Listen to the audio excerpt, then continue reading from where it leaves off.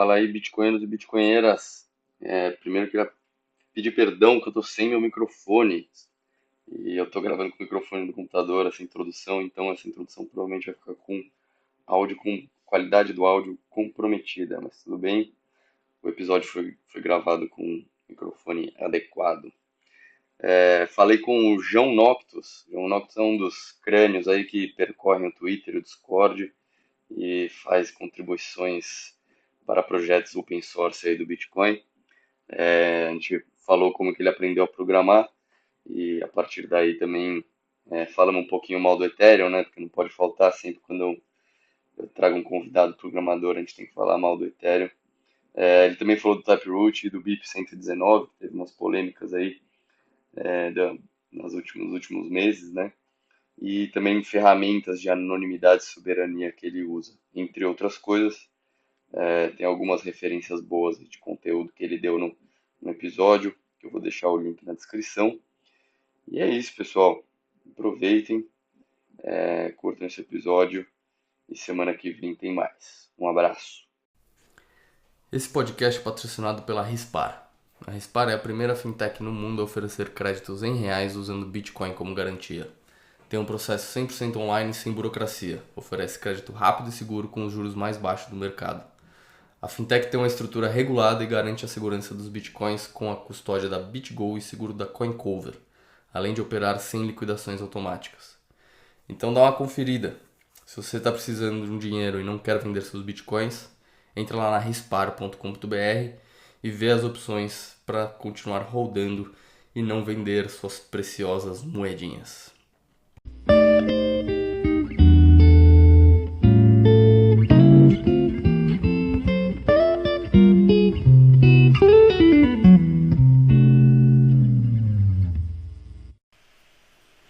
Oba, oba, mais um episódio, 21 milhões de podcast, e dessa vez eu tenho a honra de receber o João Noctus. Seja bem-vindo, João Noctus. João Noctus é um dos magos desenvolvedores aí da comunidade bitcoinera Brazuca. E então, porra, vamos bater esse papo aí. Seja bem-vindo, João. Valeu, é um prazer estar aqui. Demorou, mas eu tô aqui. Pô, eu já tinha te chamado antes, hein? Você que tava me enrolando.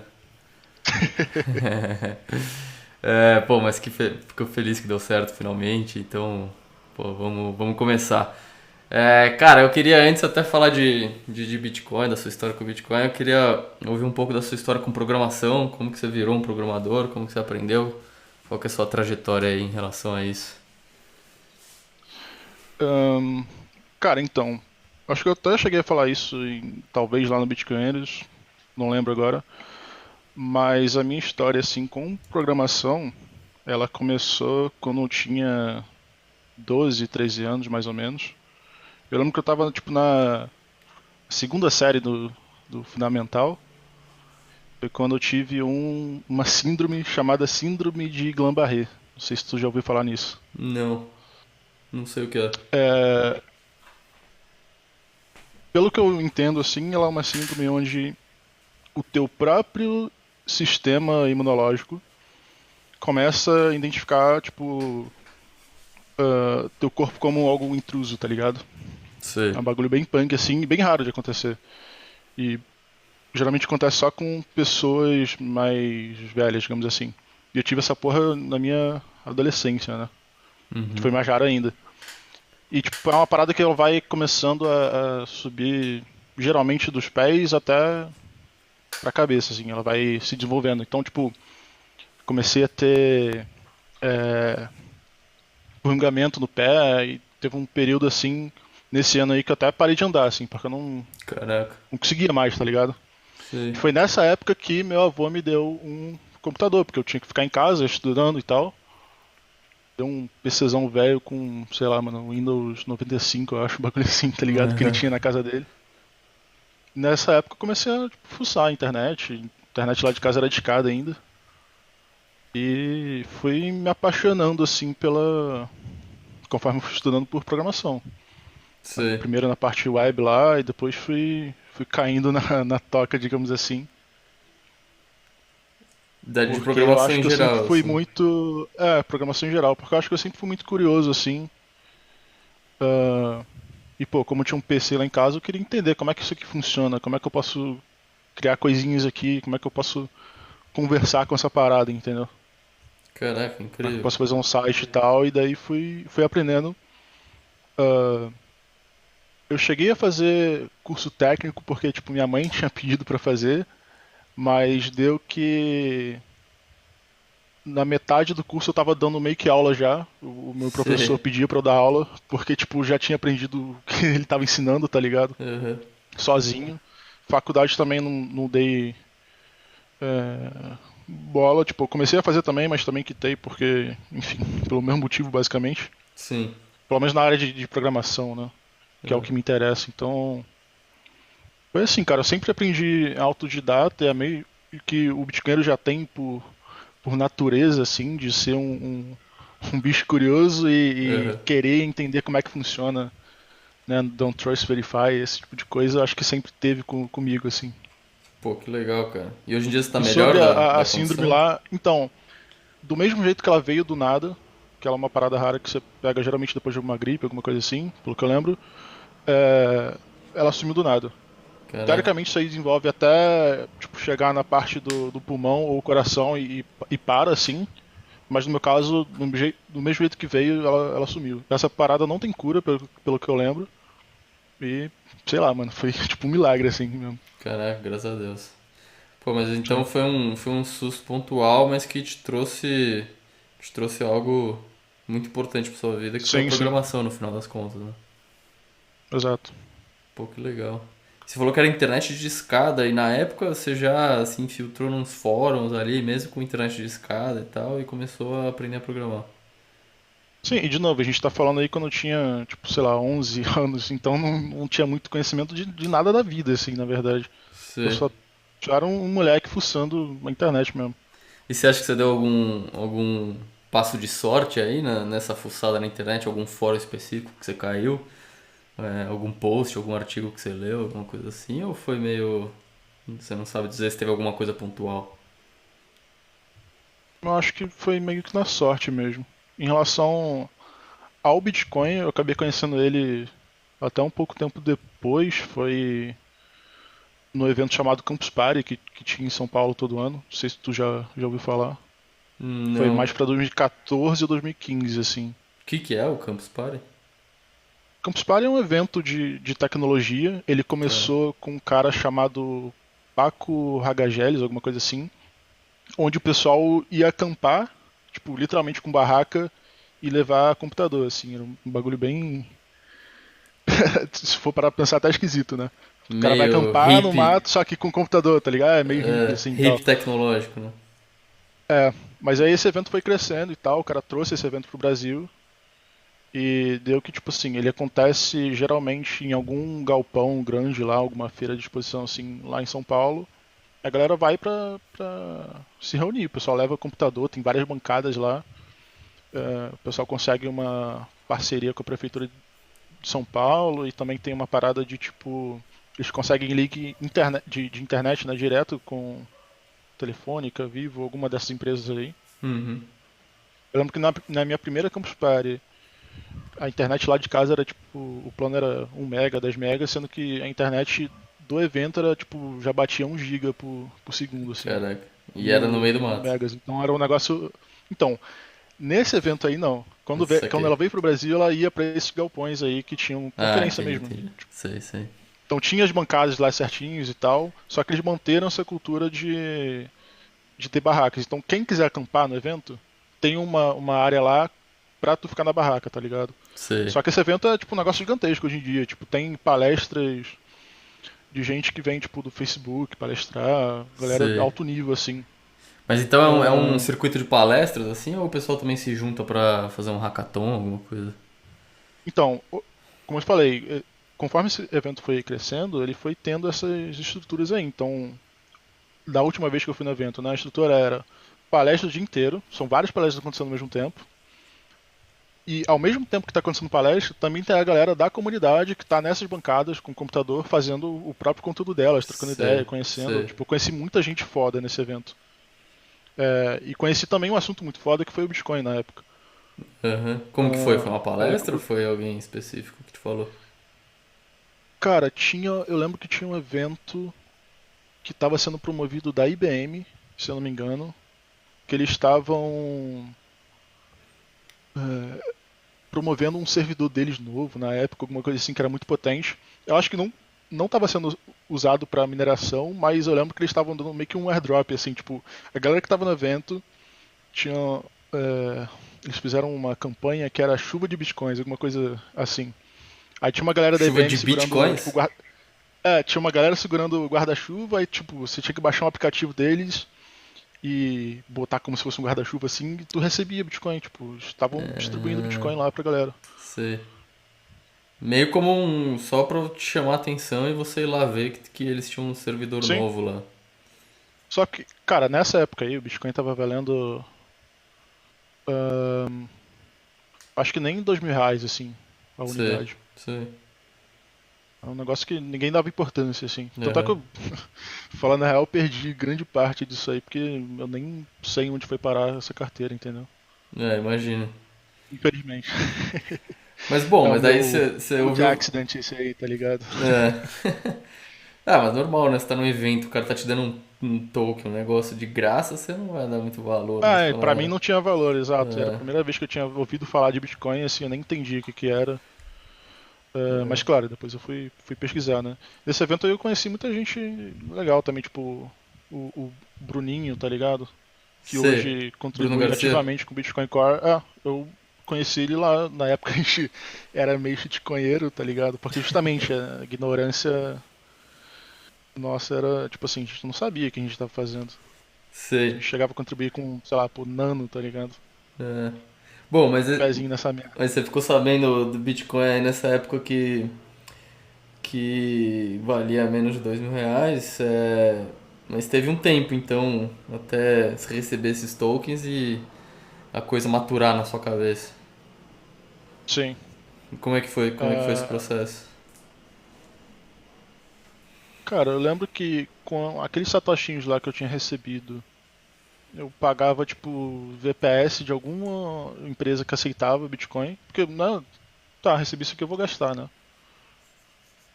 Só que aí depois disso eu acabei entrando lá no Facebook do Bitcoin Brasil.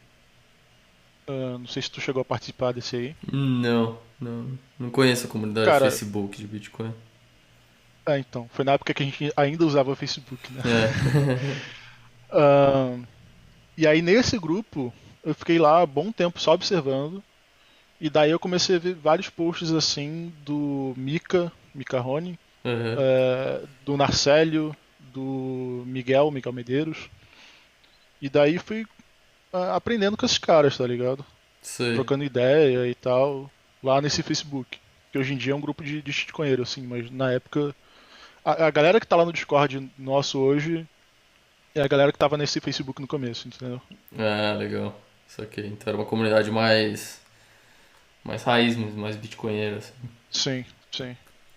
Entendi. Então você foi introduzido ao maximalismo pelo Discord quando ainda era Facebook. Pela galera que tá lá Você, participando hoje no você, Discord, né? Foi você. essa galera que eu falei aí. Pô, legal, cara. Mas você falou também que você contribuía pra Nano, você ainda teve uma época meio chuticoeira. Infelizmente. Mas como Que que foi era justamente na isso? época que eu não tinha o conhecimento técnico e até filosófico assim sobre o que era o Bitcoin. Sei. E na minha cabeça, pô, o Bitcoin aqui tá demorando muito para confirmar a transação e todo aquele esquema, então Aham. logo Nano é melhor porque é na hora, entendeu? Só que eu Sei. não manjava de todo esse outra parte super importante assim do Bitcoin que hoje eu reconheço. Entendi. Você tinha uma cabeça mais de puramente programador, né? De analisar aquilo Exato. como um produto só, de a velocidade da transação e Sim. tal, né? É comum isso, você não De acha novo, a comum cabeça de isso? um. Eu tinha. Eu vou repetir, né? Eu tinha a cabeça de um moleque, né? Porque nessa época ainda era novo, tipo. Sei. Não lembro quantos anos eu tinha, mas enfim. Mas é comum Mas o isso, que não você é? Você fala, não desculpa? acha? Essa, Cara, eu acho que principalmente sim. o pessoal que é programador sempre foi programador e acabou e não entra no Bitcoin pela ideologia ou pela história monetária, né? Exato. E até de quem também não é programador. Às vezes ali o incentivo do cara é, sei lá, ganhar dinheiro ou então parar de perder dinheiro pra inflação, não sei. Daí Sei. ele vai começar a pesquisar e o que faz sentido, o que não faz. Por que o Bitcoin tem o valor que tem, por que os concorrentes, entre aspas, do Bitcoin não têm o mesmo valor, entendeu? E Sei. aí você começa a se perguntar, tá, e qual que é o problema que o Bitcoin resolve, né? Foi o que Uhum. eu fui me perguntando assim na época. Tem um vídeo excelente do Thiago Salem sobre isso, né? Que na verdade o Bitcoin ele não é sobre dinheiro. Se você ler o paper, claro que tem as nuances disso que o Satoshi deixou lá escrito, mas o problema que ele resolve é o gasto duplo. Isso que a gente vê hoje, que a gente consegue enxergar hoje, reserva de valor e tudo mais, é consequência disso. Sei. Ele resolve o gasto duplo de forma descentralizada. Você acha que daria pra dizer isso? Perfeito. Porque Sim. resolver o gasto duplo de forma centralizada, a gente, em tese, tem bancos já que fazem isso, né? Exato. É resolver um problema que é muito conhecido na computação, que tem esse vídeo que eu te falei do Thiago falando sobre, que é dos generais bizantinos. Pô, Não sei se legal. tu já ouviu falar. Não, eu não vi esse vídeo, mas eu vou ver, vou colocar na descrição do podcast, do vídeo aqui, no YouTube. Bacana. Bom Resumindo saber. muito a problemática, que imagina que você tem vários generais assim naquela época tentando organizar um ataque, né? Só que eles têm que fazer isso de forma meio que descentralizada, porque se eles tomarem um só a decisão, talvez um ataque de um lado e de outro vai dar problema nesse ataque descentralizado, né? Então como é que você resolve esse problema de mensageria, digamos assim? O Bitcoin conseguiu resolver esse problema com a prova de trabalho, né? É, isso é muito interessante falar. É, até vou pedir Sim. pra você desenvolver um pouco, né? Porque a prova de trabalho, muitas vezes, principalmente quem ainda não é bitcoinheiro maximalista, o cara não entende o quão crucial é a prova de trabalho para a inovação que é o Bitcoin. E se você tirar a prova de trabalho da sua arquitetura aí, você não tem algo muito inovador ou nada inovador, né? A prova de trabalho está aí justamente como um mecanismo até de defesa, né? Porque imagina que fosse simples criar uma transação do Bitcoin, você teria um spam gigantesco, digamos assim. Você tem que literalmente botar lá o poder de processamento, a energia, literalmente, para conseguir computar lá os cálculos que o Bitcoin precisa fazer, né? Ahn,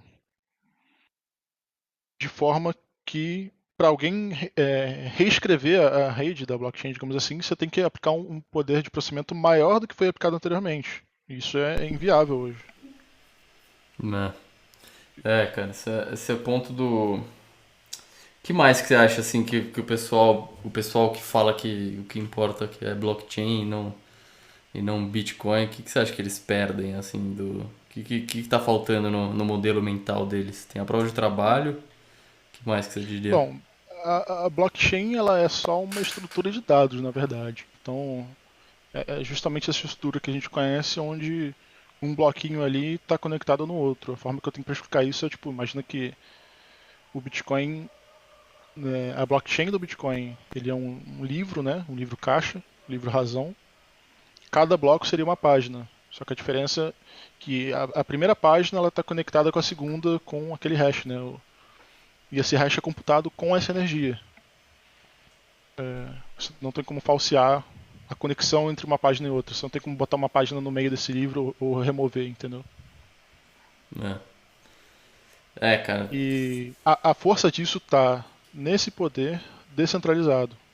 Como você bem falou, se a gente faz isso de uma forma centralizada, a gente já faz isso hoje em dia com banco, com todo o resto.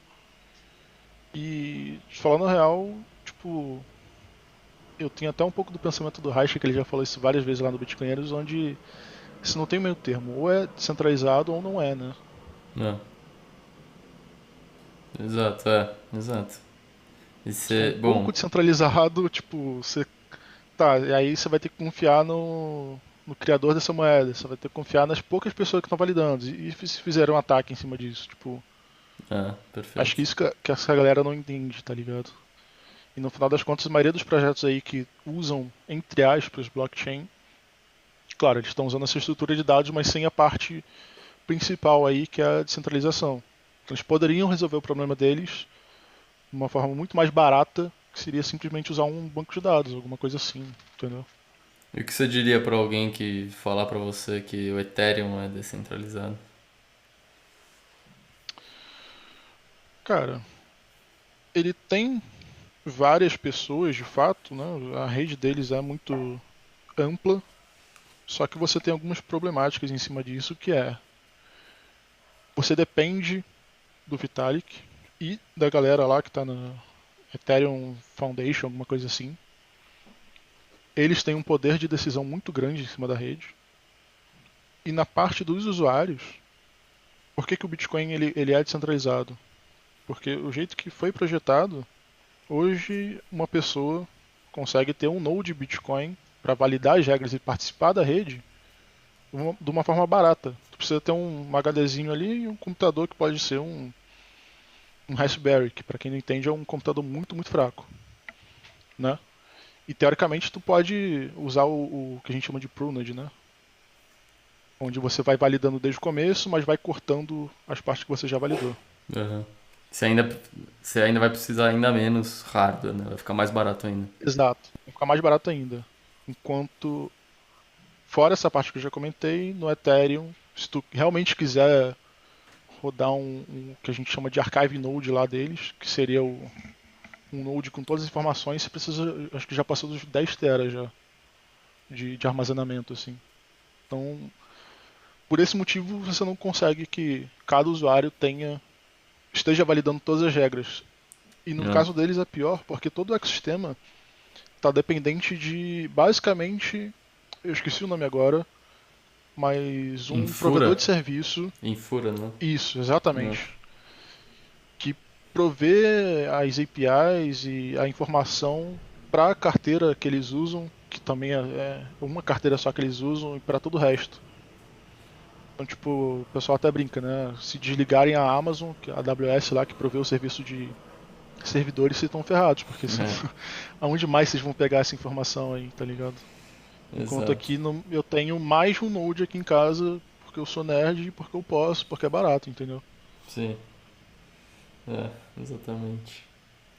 Cara, e fora a parte técnica assim, do Bitcoin, você tem algumas áreas aí que o Bitcoin te levou que te interessaram? História monetária, é, ou algo do tipo, economia austríaca? Eu não lembro se eu caí nessa toca antes ou depois do Bitcoin, mas a gente sabe hoje que os incentivos eles estão alinhados, né? Então, de fato, eu acabei me interessando mais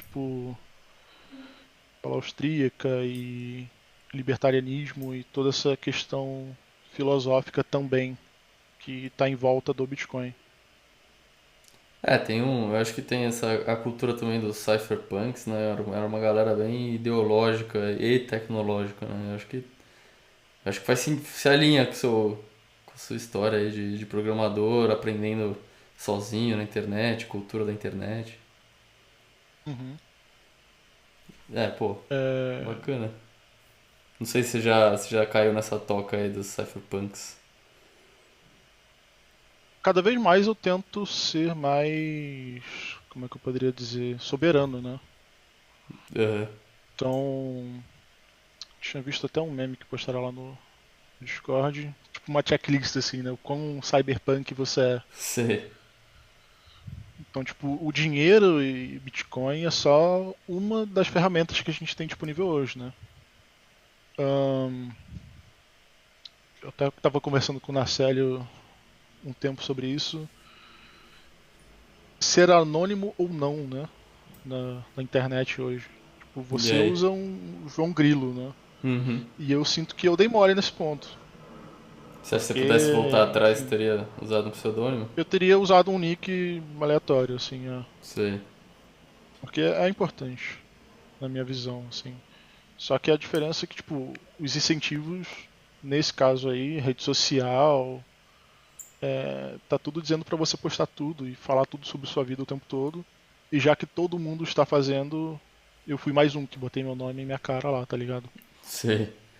Mas você Minha acha que série não dá falou também pra. que Você acha que não dá pra voltar mudar atrás. isso? É, tipo, as pessoas vão acabar com o tempo, assim, sei lá, você muda todas as suas contas hoje do GitHub, do Twitter pra um pseudônimo. É, claro, vão ter um monte de pessoas, bastante pessoas Só que que aí ainda tem vão saber um. quem são você, mas Aham. ó, com o tempo a ligação vai começar a ficar cada vez mais fraca, você não acha? Eu acho. Só que aí também tem um ponto da reputação dessa nova persona, né? Porque ela vai ser simplesmente mais alguém. O que é, nesse Entendi. ponto, bom, mas você perde toda a reputação, assim. Sei, Que você já hoje está criou uma atrelado ao reputação. nome João Noctus, ao nome João, entendeu? E não Entendi, entendi. a essa nova persona. E essa reputação, você está querendo, você está se referindo à reputação, por exemplo, dentro da bolha bitcoinheira do Twitter ali, ou mais da comunidade do GitHub, dos projetos open source que você contribui, esse tipo de coisa? Acho que é a soma de tudo, né? Os Tipo, dois. tanto na visão do mercado, assim, que acaba olhando para o meu GitHub pelas contribuições, quanto o poder, entre aspas, o poder de fala que eu tenho por ter provado essa reputação, né? Por ter Sei, provado conhecimento e tal. sei. É, faz sentido, É, faz sentido.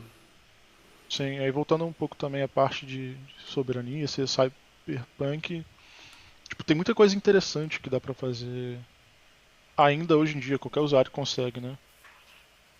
É só você prestar atenção no tipo de coisa que você está fazendo na internet, digamos assim. Pô, será que eu estou fazendo da melhor forma? Será que eu não estou sendo manipulado aqui? Será que esse aqui é o melhor jeito? Tipo, o Bitcoin eu percebi que foi, como eu falei, não uma das ferramentas.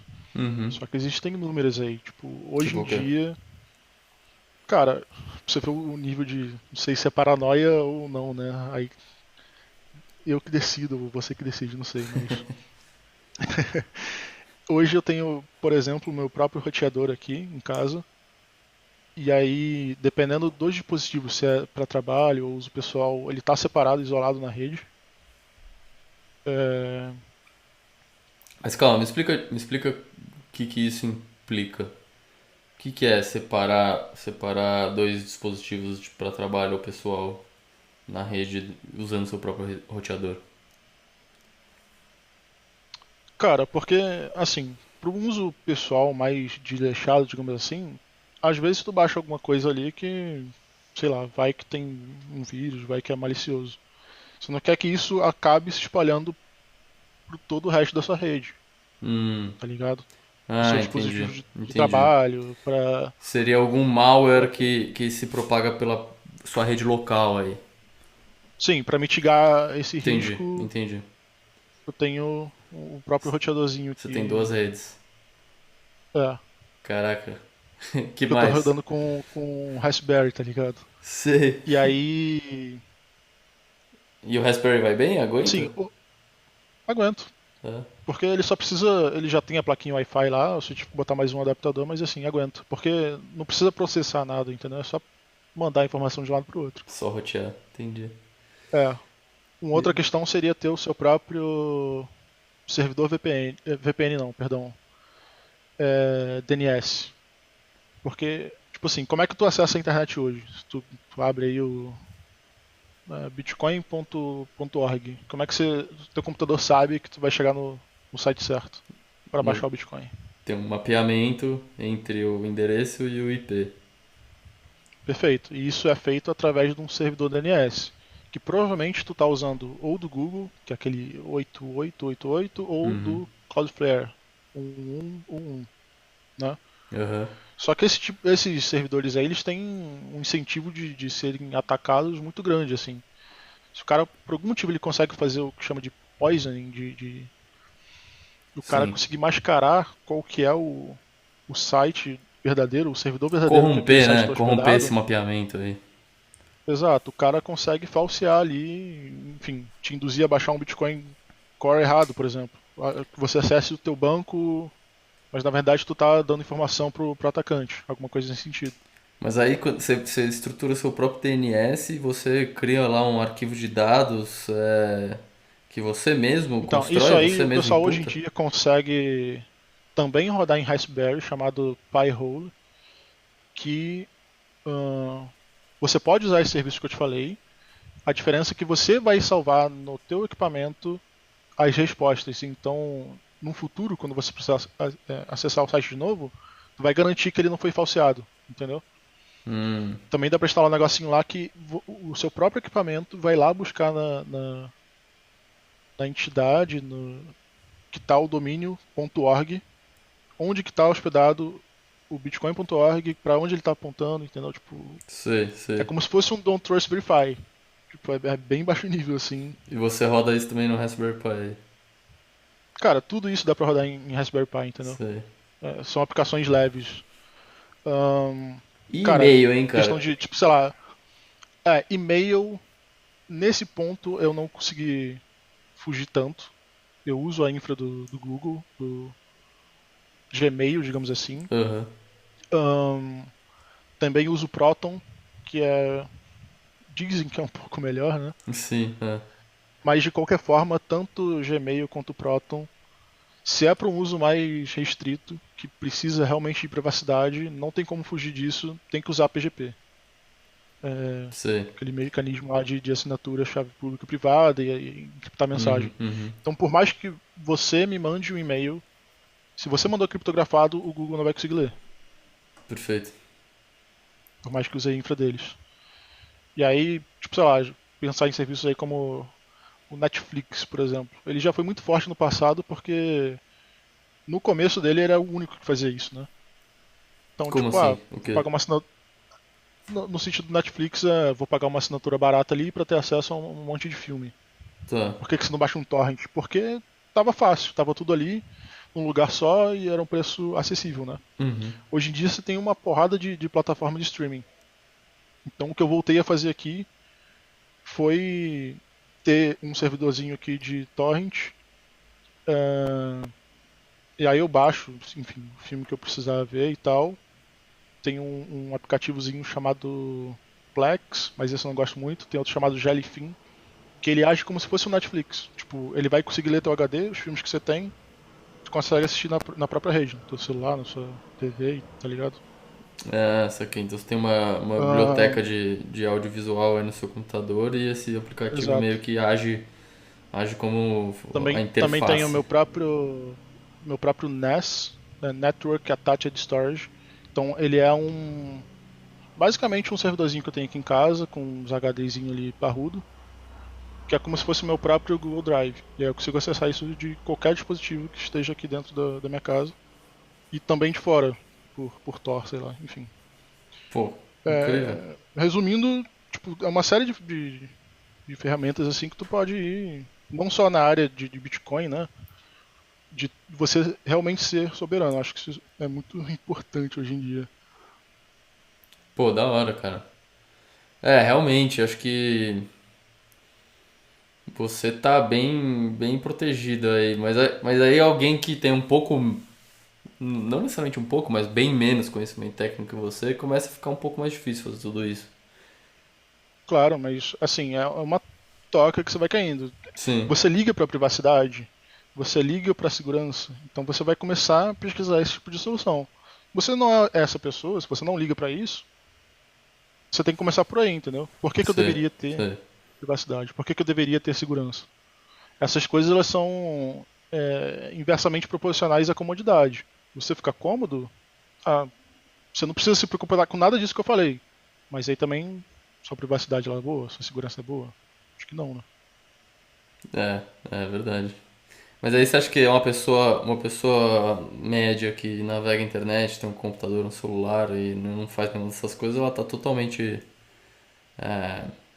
vulnerável, assim, exposta? Qual que é o nível de risco dessa pessoa? Eu diria que hoje o nível é um risco médio, falando real. Mas assim, então eu não preciso fazer tudo isso que eu tô fazendo. Eu faço porque eu sou nerd, entendeu? Sei, sei. Que eu gosto de tecnologia e tal. É, entendi. E de novo, né? Voltando ao primeiro ponto. Cara, se tu quer comodidade, tu não importa pra privacidade, segurança, economia, usa o real, usa dólar, tipo, entendeu? É, sim, exato. Fica dependendo de terceiro aí, do governo, sei lá o que é. É.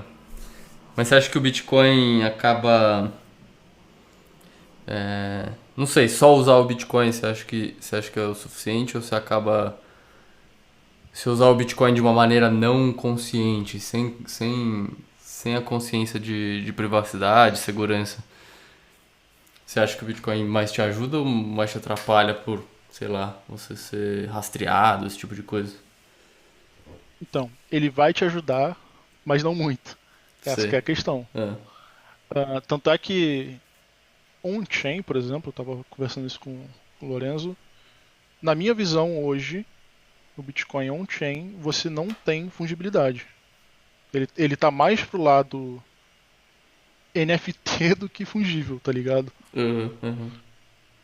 Porque, na minha visão, quando você tem um TXO, um Chexo, uma moedinha na sua carteira, pra qualquer pessoa que você for pagar aquela moeda, transferir, ela consegue ver teu histórico. Ela consegue ver o histórico da moeda. Ela consegue, se isso é um dado público de que aquilo passou por algum roubo, alguma coisa assim, ela pode querer não aceitar aquela moeda.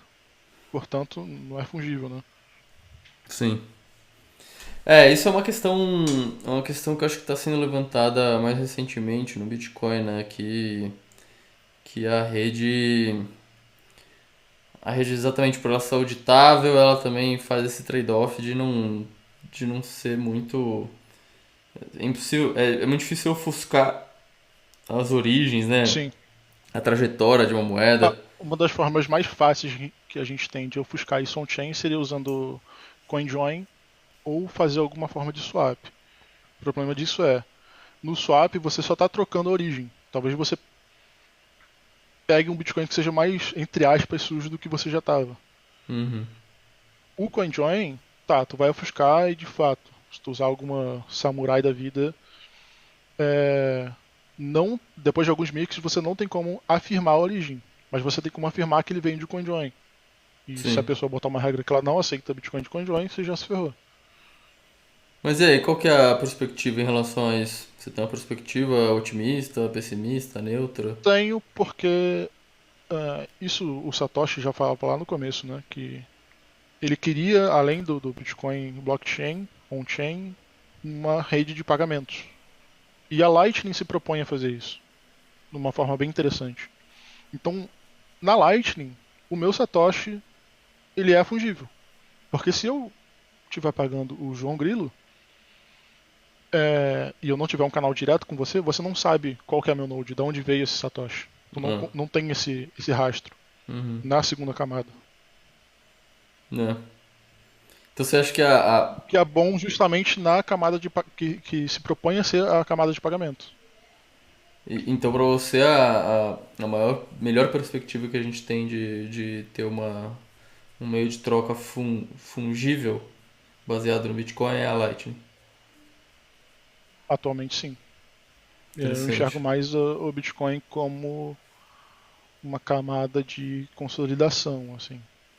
Embora a gente tenha muita coisa interessante também na camada base. Taproot foi uma das últimas coisas aí bem interessantes. O Taproot E tem algumas. possibilitam até melhorias na própria Lightning, entendeu? Uhum, uhum. O Taproot tem algumas mecanismos para você meio que ofuscar o script de gasto, né? Quando você que vai gastar uma moeda, você não mostrar toda a lógica por trás que você tem para gastar aquela moeda, né? Porque é o seguinte, assim como o exemplo que eu te dei da blockchain sendo um livro, eu enxergo que a transação do Bitcoin e o Chexo é como se ele fosse um cheque, Uhum, é, onde você precisa definir o valor, botar teu nome lá, os dados certinho, preencher para onde vai e assinar embaixo, certo? certo.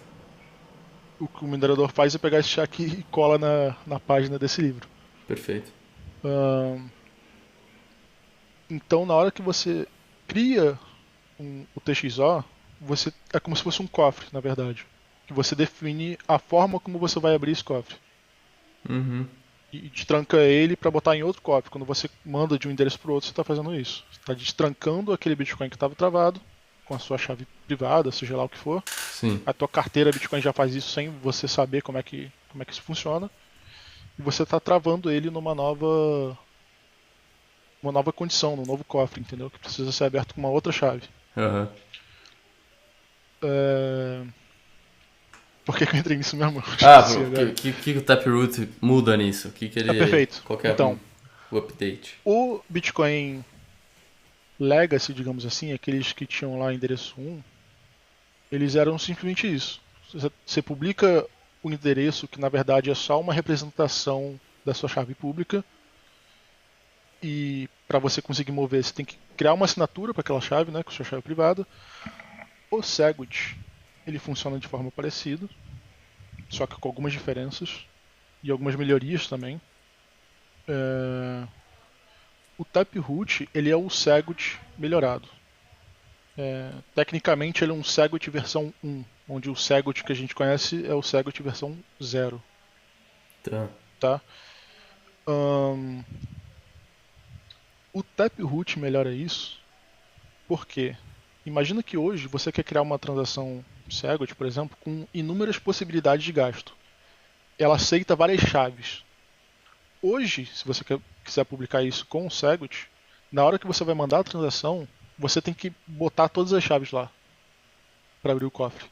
Sei. A sua transação ela vai ficar grande, o pessoal vai conseguir ver quais eram todas as suas chaves que você podia gastar.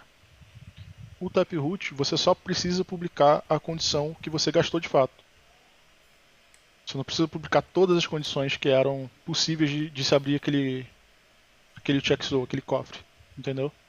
Aham. É essa que seria a melhoria da privacidade. Entendi. Então você revela Claro, menos informação quando você vai gastar você revela menos um informação. UTXO. Isso porque cortaram coisas também dessa atualização, que eu acho que vão vir no futuro. Na melhoria até de que a gente chama de cross-input, cross-site input. Que é como se você criasse uma nova chave que representa todas as chaves para abrir aquela transação. Então, no final das contas, a transação vai ter uma chave só. Isso Tá. não está no Não tava nessa hoje, última mas é atualização? uma melhoria possível. Ah, eu achei que tava. O que você tem hoje, e o que é possível de fazer é, além dessas condições de gasto que você publica só o que precisar, hoje com o Taproot você consegue criar um tipo de multisig, onde na blockchain, visivelmente, ela vai parecer que tem uma assinatura só. Ah, é Isso isso. para cada input, Entendi. não para todos os inputs, entendeu? Entendi. Ah, era Então, isso para cada input vai parecer que ela é uma single sig, por mais que ela seja multisig. Perfeito. Essa é outra melhoria também. E aí você acha que, assim, porque, assim, pelo que eu tô entendendo, o Taproot melhorou essas questões de você não revelar tanta informação para gastar um UTXO. Isso significa que você tem uma privacidade maior do seu setup ali, Sim. do quanto você programou, ou a estrutura que você criou para proteger suas moedinhas. Mas você acha que isso afeta a fungibilidade do Bitcoin de alguma maneira? Ou é só uma questão de privacidade mesmo? No meu entendimento, só privacidade, porque fungibilidade, a problemática está atrelada ao histórico, entendeu? E não a forma como você faz A a transação em si. Entendi, faz sentido. Então a questão da fungibilidade realmente é a Lightning mesmo e não tem outra. Por enquanto, na camada base não tem uma solução, né? Eu tinha visto uma história, não vou saber os detalhes, mas por alto assim, né? Tinha algum país que tinha uma moeda onde a cédula dele era parecida com o real, tinha lá a identificação de cada nota, né, o número de série, e lá eles começaram a verificar isso. Era uma restrição. Então você começa a aplicar esse problema de fungibilidade, né? Porque tem moeda aqui que mas assim, você vai gastar na padaria valia o mesmo que a outra, mas o cara lá não aceita porque o número de série tá zoado. Sei, entendeu? o cara da padaria checava o número de série pra ver se tinha algum problema com aquela nota. Existe esse problema do Bitcoin? Então, se o cara que eu estiver mandando meu Satoshi não ligar para isso, beleza. Mas é uma possibilidade porque o histórico ele tá aberto. Entendeu? Sei. Na Lightning você não tem essa possibilidade. Você não tem como ver o histórico. Então, por isso que eu digo que Sei. lá é um pouco mais fungível. Não quer dizer que on-chain vai ser um problema daqui pra frente, mas Entendi. existe a possibilidade. Mas, por exemplo, imagina que tem uma corretora lá que fala, a gente não recebe moeda de CoinJoin.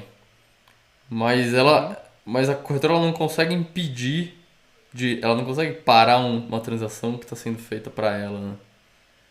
Que venha de CoinJoin, né? O que ela vai poder fazer é não tocar nunca nesse UTXO e considerar que você perdeu. Mas em tese ela vai estar sob posse daquele UTXO que para ela é não grato.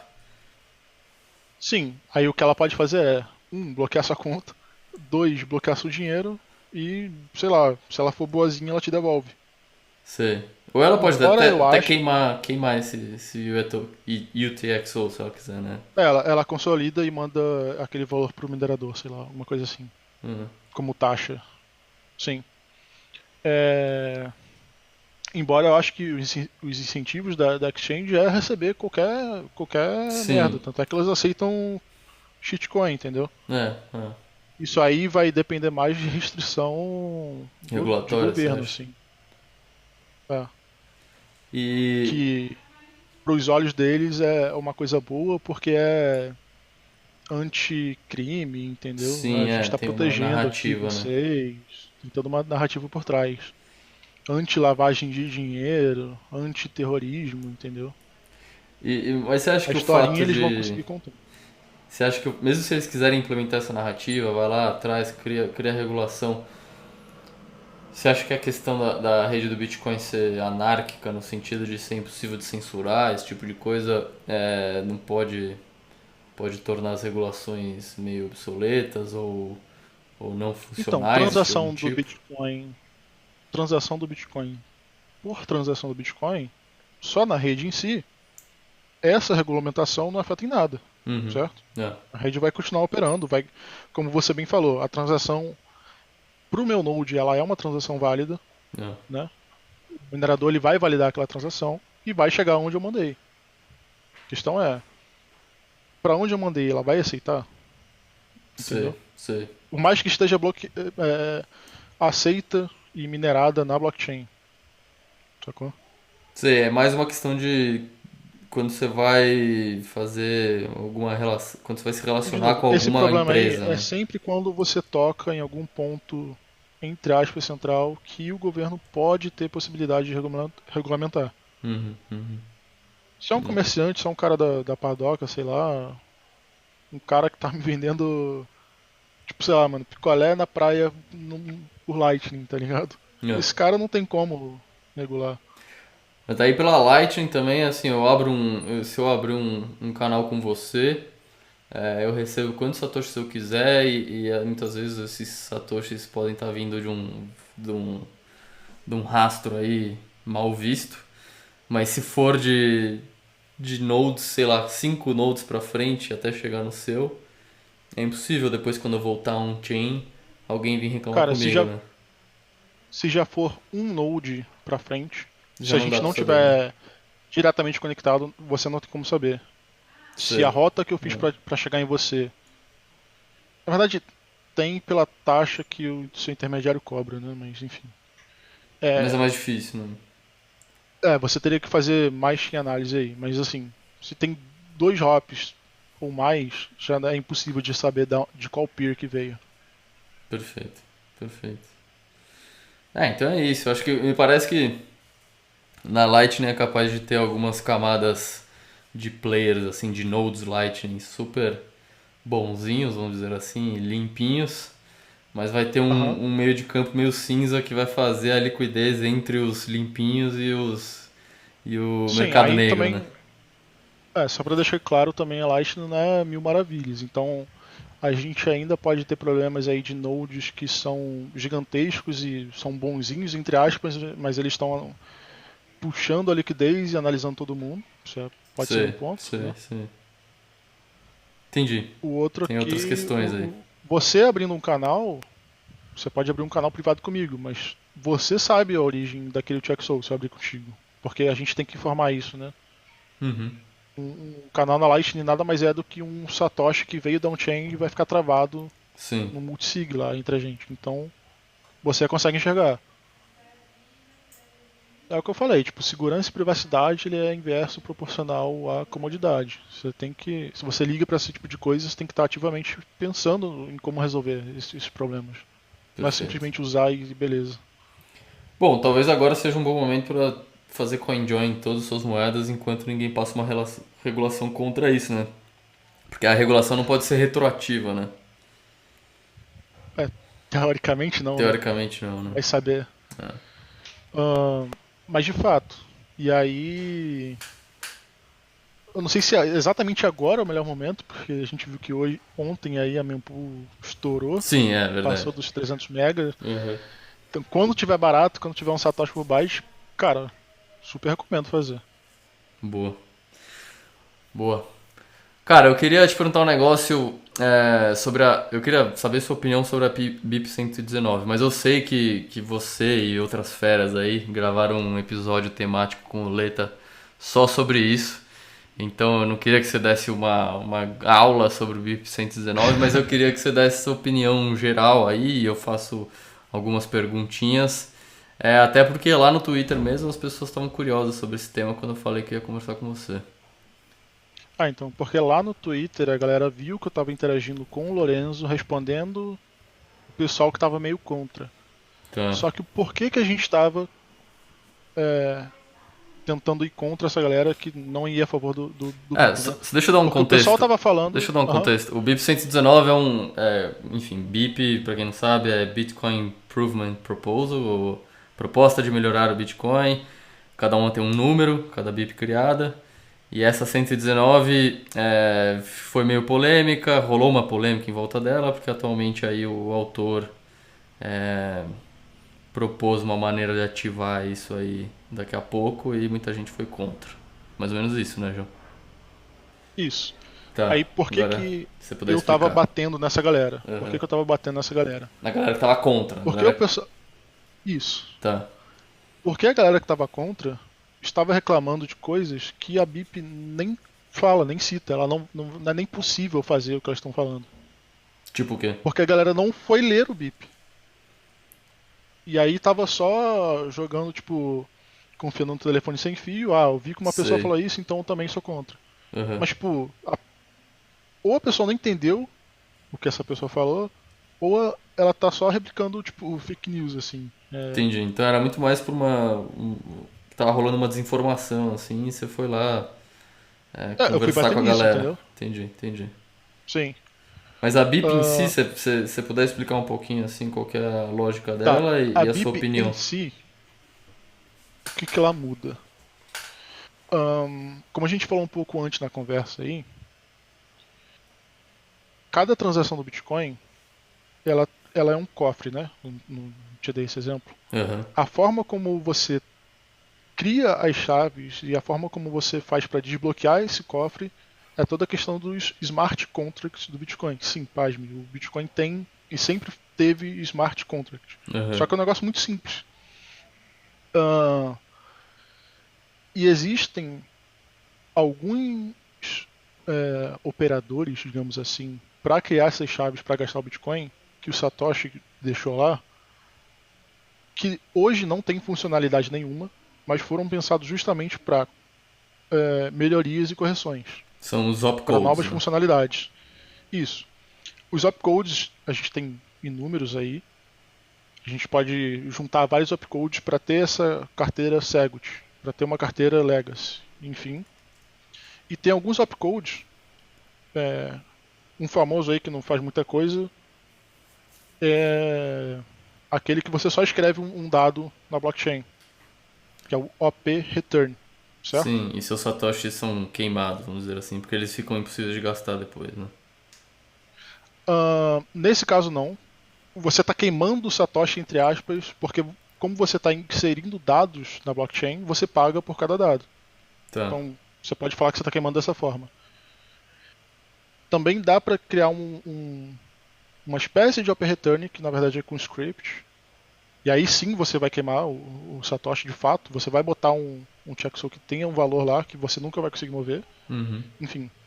E também tem os operadores chamados OP, NOP, OPNOP, que vai de 1 a 10, se não me engano, que porque eles não fazem literalmente nada. Se tu cria um endereço e bota esse operador lá, ele é só ignorado. Tipo, o seu Node ignora ele. Ele Tá, não faz nada. tá. Uma validação. E já alteraram, pelo que eu me lembro, 2 desses operadores aí. Entendi. E é uma quantidade limitada OpenOp, também, né? Não dá pra sair usando sim. isso em todo o soft fork, que uma hora vai O acabar essa OpenOp possibilidade. 2 e 3, eles criaram o Check Sequence Verify, que é um negócio muito importante que é usado na Lightning hoje em dia. A Aham. Lightning depende desse operador. Uhum.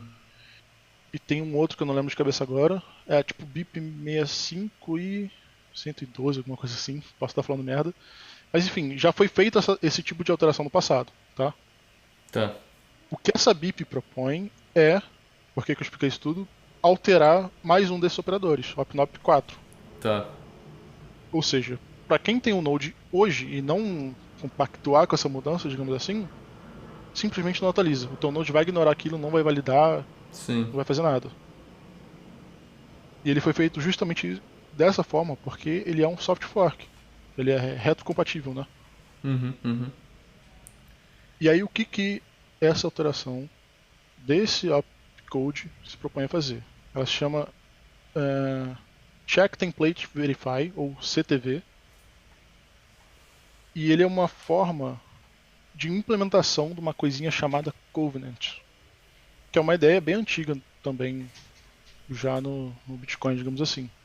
Sim. Que é, hoje você tem a restrição, como eu falei, de a forma como você abre o cofre que você criou. Uhum. Mas da onde você vai pegar o Satoshi que está dentro do cofre e mandar depois, isso aí é livre hoje. Você bota qualquer endereço, entendeu?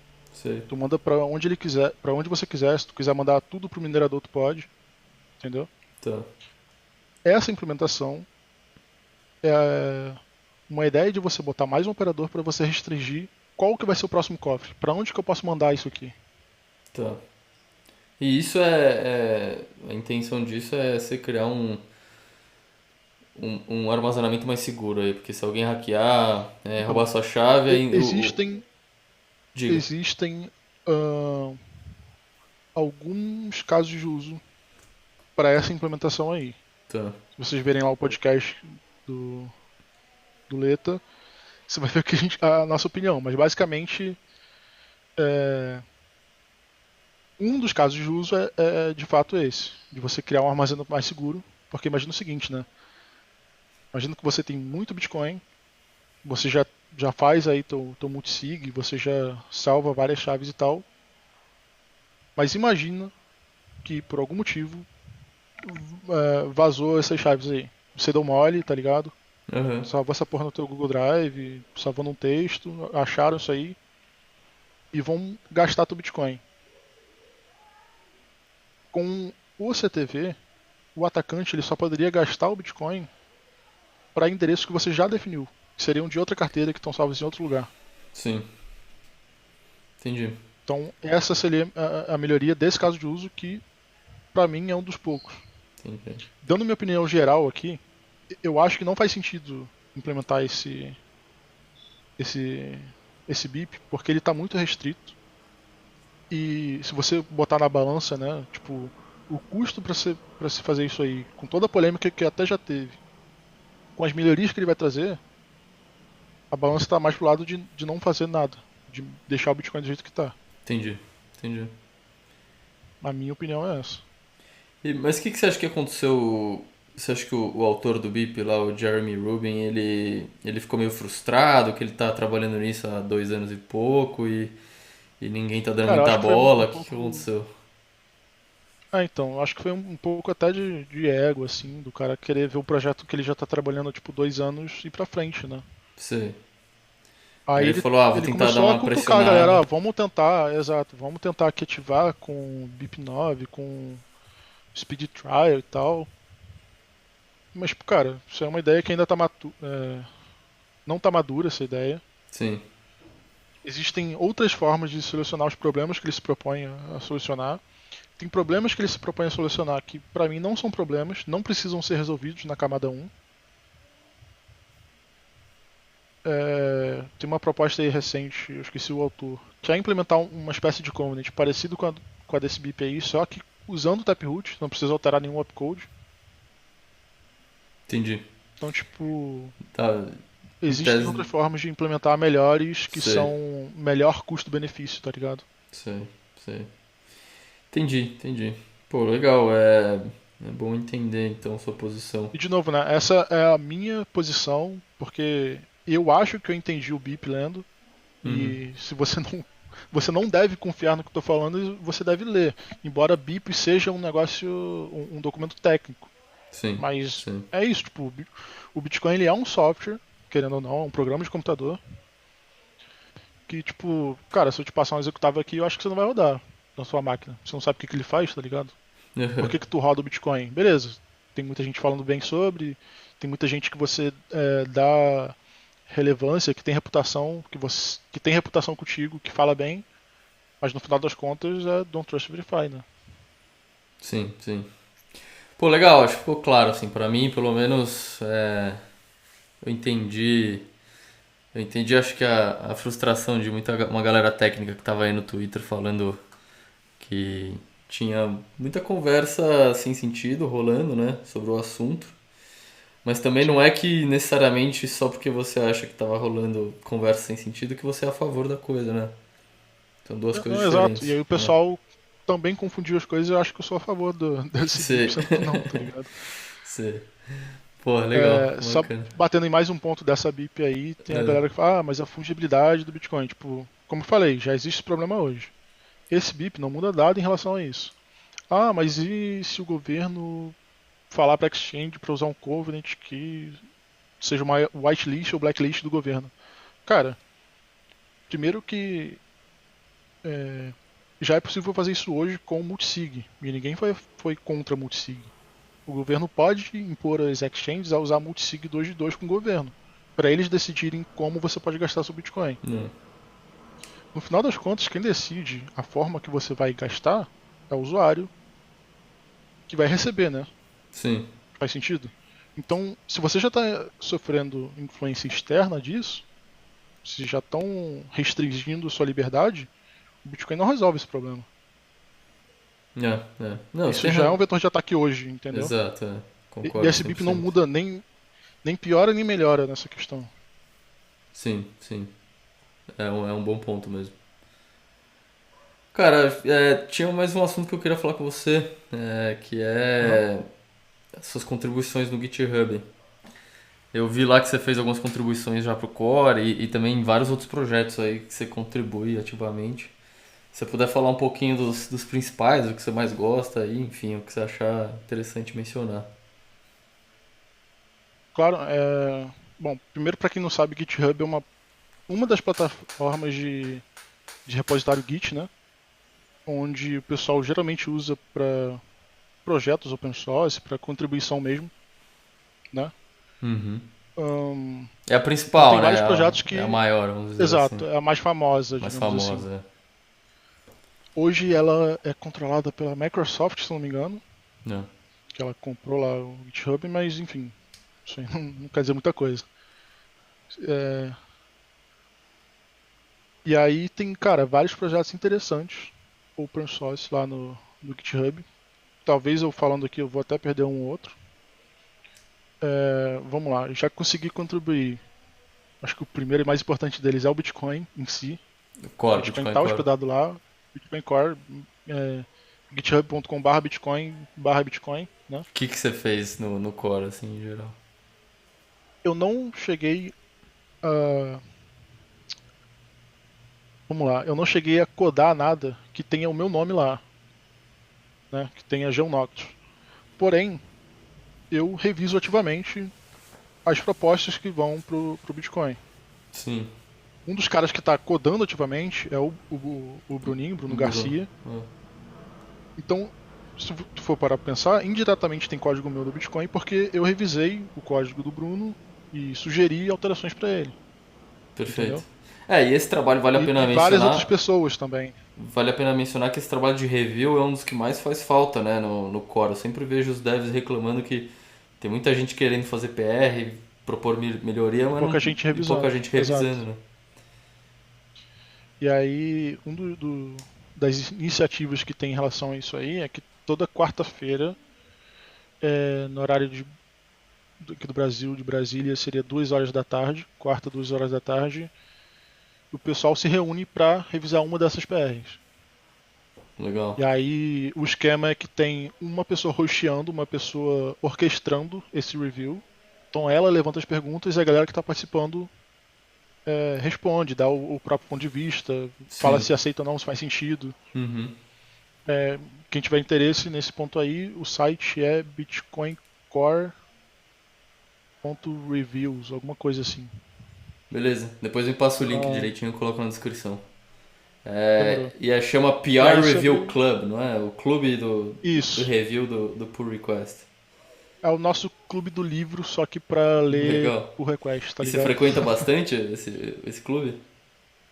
Eu tenho frequentado mais. Que bom. Quando dá tempo, é porque questão do horário, quarta, 2 horas da tarde é meio complicado. Geralmente estou Sei, trabalhando, mas sei, sei. eu tenho participado cada vez mais. Pô, que bom, cara. E não só eu, mas uma galera boa aqui do Brasil começou a participar também disso aí. Que Então tem bacana. muito dev bom nessa parada. Outras contribuições. Eu tenho contribuição no explorador de bloco, tanto Mempool.space quanto bitcoinexplorer.org. São provavelmente os dois Explorers que a maioria da galera usa no próprio Node. Sim. E Tenho você. contribuição, Mas isso tudo open source? Tudo você fez tudo open de source. vontade própria? Tudo. Era. Cara, a maioria isso que é interessante do open source, né? Por que você contribui? Porque geralmente é uma dor que você sente. Uhum. Te dá um caso de uso bem definido aí, que foi uma contribuição que eu fiz para Blue Wallet, para carteirinha de celular. Sei. A carteira deles era. Carteirinha. A carteira mobile, Blue Wallet. É famosa, pô. É uma das mais Exato. famosas mobile, né? Sim. Uhum. Cara, era uma carteira excelente, famosa, muita gente usa. Só que eu sentia falta de uma funcionalidade dela, Uhum. que pra mim é muito importante, que na carteira de computador Electron, por exemplo, tem, que é de você conseguir ver esses endereços. Tanto pra frente quanto pra trás, porque hoje em dia a gente tem aquele HD Wallet, uma carteira hierárquica determinística, tipo, Sim. traduzindo, né? Aquelas 12 palavrinhas que você anota geram uma carteira desse tipo que conseguem gerar vários endereços. Perfeito. E você vai gerando endereços sequenciais, né? Determinísticos. Sequenciais, exato. Ou seja, Perfeito. sempre que você importar a mesma seed na mesma ordem, ela vai gerar os mesmos endereços na mesma ordem. Uhum. Por isso que hoje você não precisa, salvar um arquivo com uma porrada de chave privada. Não, é só um arquivinho ali que no final das contas ele vai gerar a mesma carteira sempre, independente do software que tu usar. Perfeito. Né? E a funcionalidade que faltava na Blue Wallet era essa de você conseguir ver o seu endereço, gerar mais endereços se você precisar. Sei. Porque Porque antes você normalmente só você conseguia clicar em receber, ele te mostrava receber. o endereço e só mostrava outro depois que você recebia. Entendi. Ele esperava você usar um endereço pra te mostrar o próximo. Exato. Uhum. Aí tem uma funcionalidade hoje, que foi eu que fiz, que tá lá. E de novo, foi contribuição, porque eu tive vontade de fazer isso, contribuição open source, que é uma telinha que quando você abre a carteira, lá dentro vai ter view addresses ou ver endereço, alguma coisa assim. Aí tu consegue ver os endereços da sua carteira, tanto de recebimento quanto de troco, ver quanto que Infinito, né? tem. Teoricamente sim. Teoricamente infinito, ou quase infinito, números Na verdade astronômicos, tem né? uma limitação, mas eu não, assim, pro uso do dia a dia é infinito. Sim. Mas deve ser tipo, limitação que é na casa de bilhões ou centenas de milhões. Sim. É. Então esse foi mais um caso de contribuição, Pô, incrível. porque eu tive vontade, mas já que o projeto é open source, já que eu tenho o conhecimento técnico para botar essa funcionalidade, por que não? Legal. E o que você acha de maneiras de incentivo financeiro para contribuição do open source? No mercado estrangeiro a gente vê várias corretoras ou até fundos mesmo criados para financiar e dar uma certa bolsa pro cara que é dedicado full time para um projeto open source. O que você acha dessas Depende do, estruturas?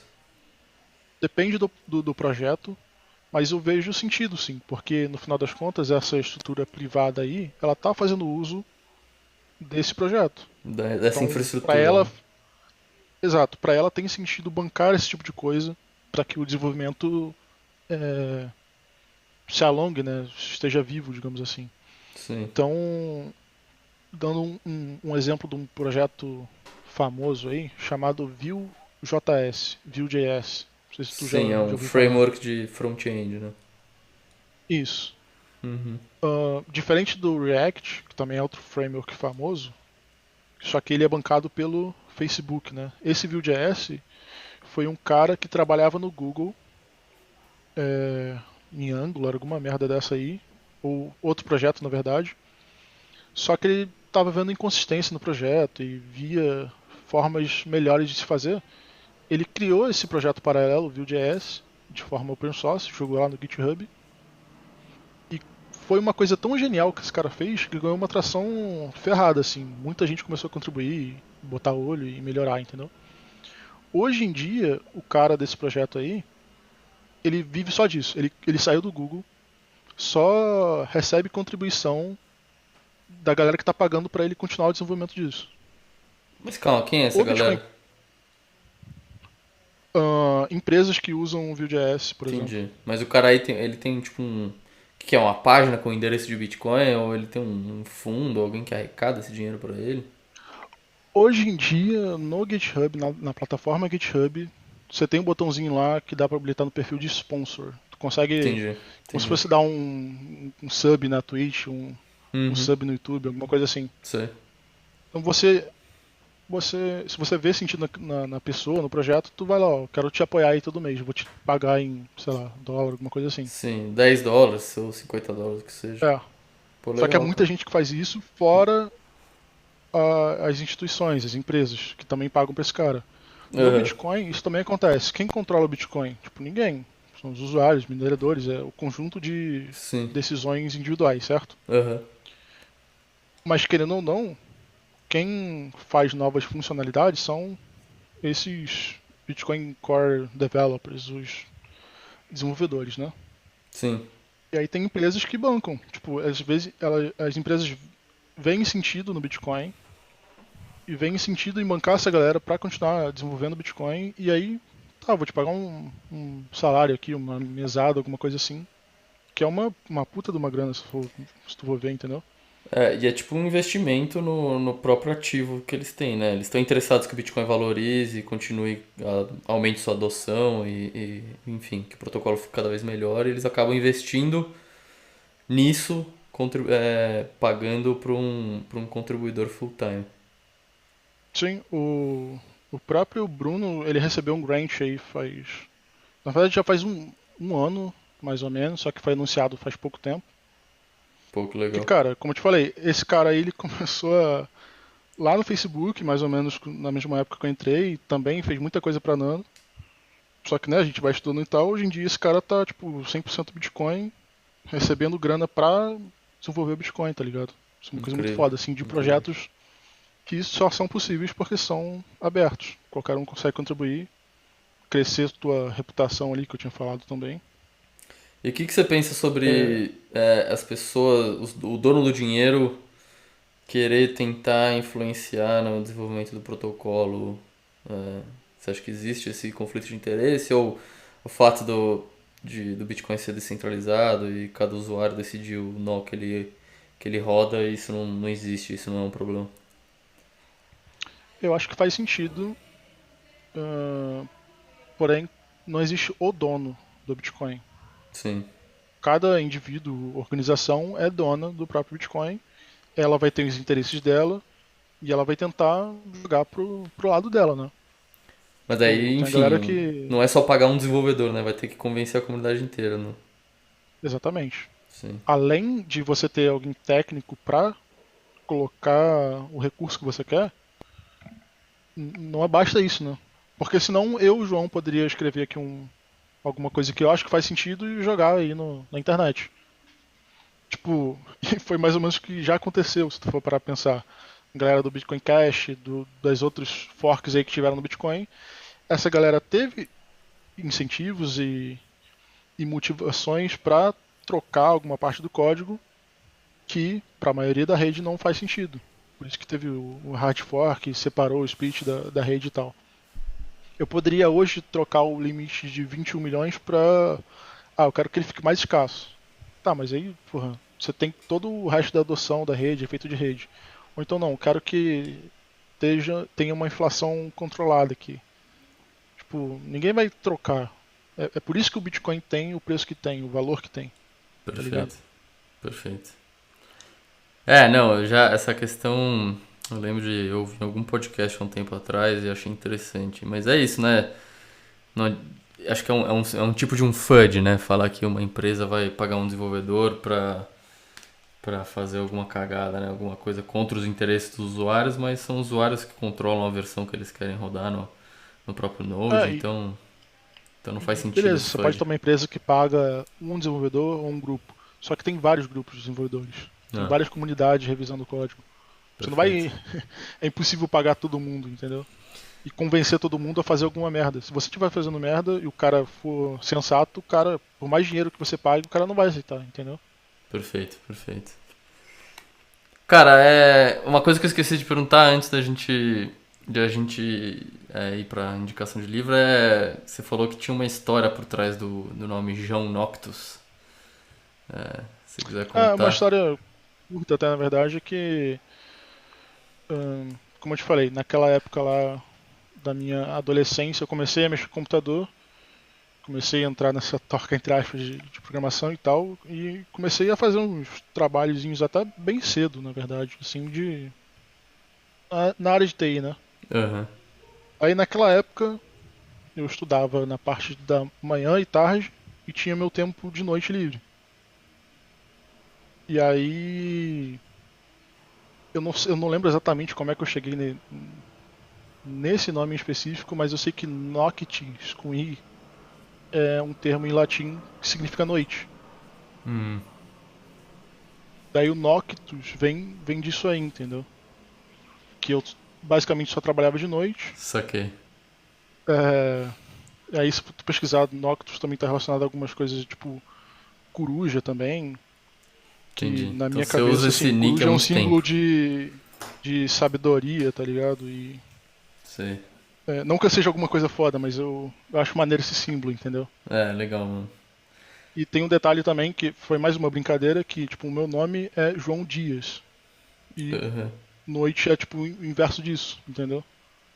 Aí o Ah, nick que eu uso na entendi. internet desde sempre era João Noctus e não João Saquei, Dias, entendeu? saquei. Boa, legal. Cara, e o que é. Assim, eu já tava olhando aqui os comentários no Twitter que o pessoal fez pergunta. Acho que a gente abordou tudo. Mas eu fiquei Uhum. curioso com essa piada do explique o BIP 119 usando apenas dois copos. Foi. Eu não lembro quem que foi agora. Foi o Oshi. Então, porque lá no Bitcoin Discord, na época que eu comecei a tentar explicar pra galera lá assuntos de Bitcoin no geral, Aham, quando eu fui explicar sobre a Lightning, o exemplo que eu mais dava era, tá, imagina que você tem dois copos pra tentar explicar canais Lightning, tá ligado? Eu aham. sempre usava isso. Sei, Aí a galera pegou, tipo, sempre que eu ia explicar, tá, e como é que você explica isso com copo, tá ligado? sei. Virou um meme, virou uma piada. É, Boa. Pô, legal, João. Valeu, cara. Tá papo legal. Queria agradecer de novo você ter vindo. E, e antes de você pedir pra você deixar os seus recados finais aí, eu queria uma indicação de livro, como de tradição aqui no podcast. hum, cara, não vou lembrar agora se já indicaram esse livro, mas provavelmente já. Um livro muito maneiro pra quem tá começando, ou se você quer iniciar alguém pra ter um pinguinho ali no Bitcoin, seria o livro do Satoshi, do Rafael, tá ligado? Boa, aham, aham. Esse livro é sensacional. Rafael Teve, Caralho, esqueci eu agora não o. sei falar também, eu Caralho, só não, falo tô Rafael. abrindo aqui. Boscovic. Boscovic. Isso. Isso. Boa. Ahn, o livro Mastering Bitcoin, só que ele é muito técnico. Ah, mas vale a pena. Ahn, Vale a pena mencionar, porque às vezes tem alguém querendo entender a parte técnica mesmo. E me fugiu o nome agora, cara, do livro muito famoso também do Bitcoin. É, Bitcoin Standard, claro. Boa. Boa, é a E tríade. não é exatamente um livro, mas um site, cara, muito foda, sensacional. O único detalhe dele é que ele tá em inglês, chamado Learn Me a Bitcoin. Eu posso te passar de novo, mas é basicamente ensine-me Bitcoin, sei lá, a tradução. Legal. Cara, aquilo ali tem explicações no nível simples. E se você cai na toca, cara, eu quero exatamente entender como é que isso aqui funciona. Tem a explicação técnica. Eu aprendi muita coisa ali. No Perfeito. site learnmeabitcoin.com. Show. Show. Maravilha. Esse site já me falaram dele, eu nunca explorei muito. Mas realmente parece que é bem legal, porque tem abas tipo para novatos, abas para pessoa técnica, Sim. enfim. Acho Ele começa contando o que eu meio que falei aqui hoje, que é tipo, o Bitcoin ele é um programinha de computador e blá blá blá. Aí beleza, tá. O que esse programa faz? Aí você entra lá na aba de iniciante. Tá, ele tem transação, tem bloco, esse tipo de coisa. O que é um bloco? O que é uma transação? Tem exatamente explicando o que é um node, o que um node faz. Entendeu? perfeito, perfeito. Show. Valeu, hein, João. Cara, obrigado. Obrigado mesmo. Espero receber você aí de volta quando tiver algum outro assunto aí específico que a gente queira conversar, alguma BIP nova que gere polêmicas, ou que seja difícil, ou que seja difícil de entender mesmo para você explicar pra gente aí com dois copos ou qualquer outra metáfora. Boa. Enfim, obrigado, cara. Quer deixar aí seus pontos de contato aí, onde o pessoal pode te achar? Bom, primeiro agradeço de novo pelo convite. Eu já estava querendo fazer essa conversa aqui faz muito tempo. Foi muito da hora o papo. Ahn, Se quiserem entrar em contato comigo, @geonoctus em praticamente qualquer rede social, preferencialmente Twitter ou Discord. Discord é geonoctus6262. Também estou lá no Bitcoin Discord, discord.bitcoiners.com. Show. Boa. Valeu, João. Valeu.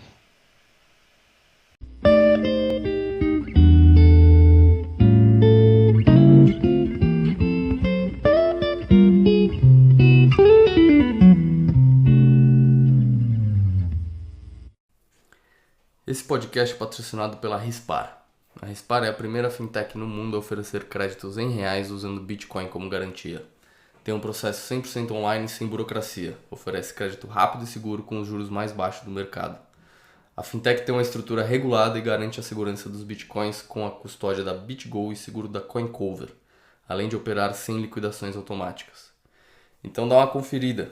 Se você está precisando de um dinheiro e não quer vender seus bitcoins, entra lá na rispar.com.br e vê as opções para continuar rodando e não vender suas preciosas moedinhas.